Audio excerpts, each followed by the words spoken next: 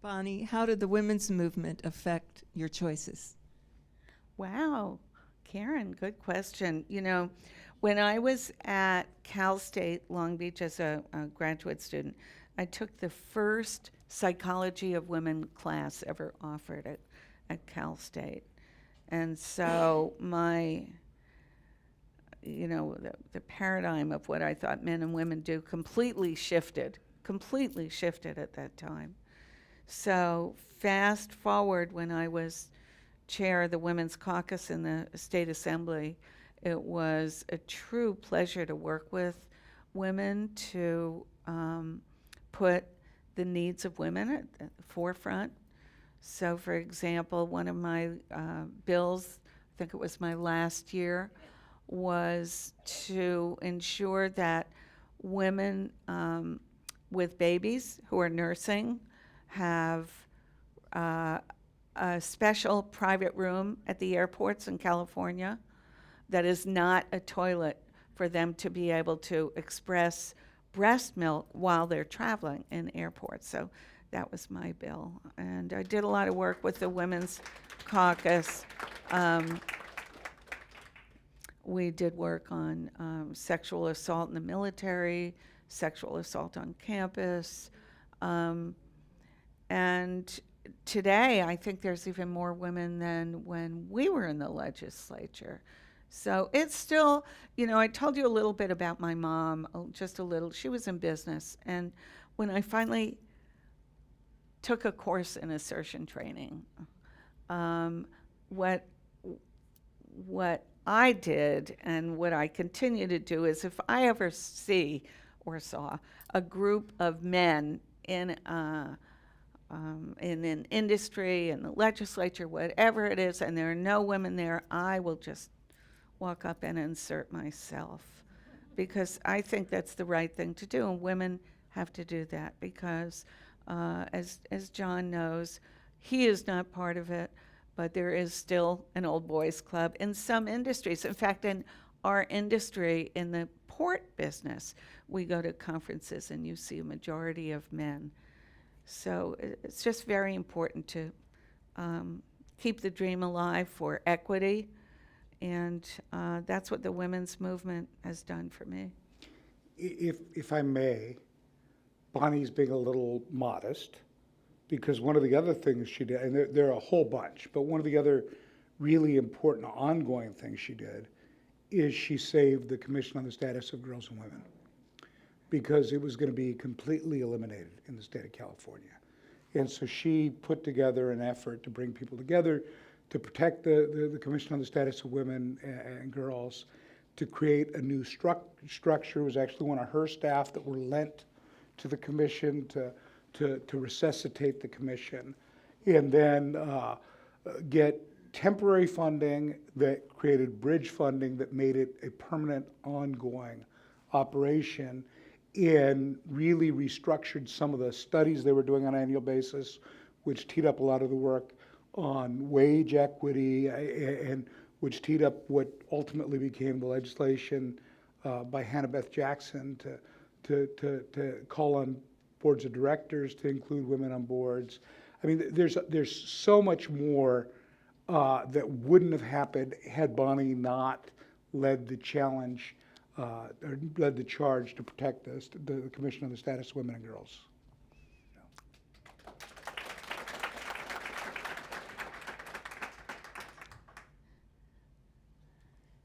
Bonnie? Hi, Evelyn. Hi, how you doing? Good. That's good. I've been enjoying hearing some of the creative things that you've been engaged in, and I know that about you. But I'd like to know, what are some of your real hot button things that you see that we can continue to work with the port and the kinds of keeping the environment safe and continuing on the carrying out, some of the things that we've been utilizing to make things better, and ensure that the port continue to make money while we're still living to enjoy it. Wow, that's an enormous question, and I know some of the people from the port are here. They're hearing your question, and they're they're all probably answering it in their own way. I think that for all these years, I've been concerned about sustainability, and starting from when we had, when I pushed for alternative marine fuel electrification. So I will continue to work on that. And I know, I have to tell you, port staff is so on top of that, so on top of working on sustainability in all ways. I was just reading some of the ordinances that and bills that I passed in the legislature. One of them was to increase the composition of recyclables or sustainable materials in what the state, in purchasing items from the state, if I'm saying that correctly. Well, we should be doing that at the port. We really need to look at that at the port, and I didn't really think of that till I saw what I'd done in the state legislature. So I guess, Evelyn, that I want to bring all of those things that I've always worked on, whether it's clean air, clean water, equity, support for small business opportunities, all of that to the port. And I'll tell you, the commission, as well as the staff, is really ready and willing and eager to work on those kinds of issues. Hi, Bonnie. Thank Hi. you so much for sharing your story with us. I just want to thank, that you are involved in helping Cambodian community a lot. And I know that Cambodia Town designation, it happened during your city council. So maybe you can share, to some of the guests tonight, because you really deep involved in that. And Cambodia Town is one of the township that happened, in Long Beach. Never happened before. So maybe you can share that with Thank the audience you. tonight. Yeah, I'm glad you asked that, Satya. So when I was chair of the Housing and Neighborhoods Committee of the Long Beach City Council, the community came and wanted the official designation of Cambodia Town for a certain area of Long Beach. And like many other things, it was a political fight. There were people who wanted it and people who didn't want it. So it was great being the chair of the committee, so I could get it out of committee to the full council. And finally, we got that official designation. So what that means to us in Long Beach, once we got the designation, we were able to create a BID, a business improvement district, and which brings in funding, and that funding improves the area. And then, of course, when I went to Sacramento, I was able to get the freeway sign that says Cambodia Town next exit, or whatever it says. So, yeah, it was really a pleasure to work together on that.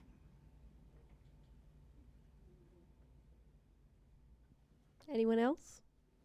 So, Bonnie, I want to make a statement and see if you want to respond to it.